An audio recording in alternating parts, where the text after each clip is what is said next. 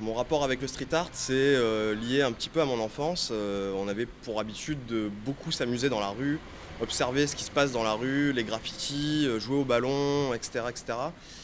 Voire même des gens faire de la musique dans la rue, et c'est quelque chose qui m'a toujours intéressé. Et c'est ce qui m'a un petit peu amené à développer ces activités. Alors Marseille 2013, ça a apporté de la visibilité. Forcément, on s'est retrouvé avec énormément de gens qui sont venus visiter Marseille à cette occasion.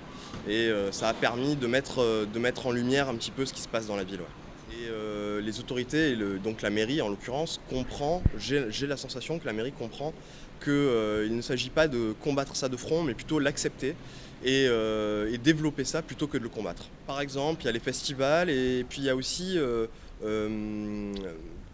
il y a aussi la tolérance en fait. C'est-à-dire que logiquement, faire un graffiti dans la rue, c'est punissable, ça l'est effectivement, mais il y a des quartiers dans Marseille qui bénéficient d'un petit peu un statut privilégié parce qu'on considère qu'il faut laisser quand même un champ d'expression à tous ces gens qui participent au street art.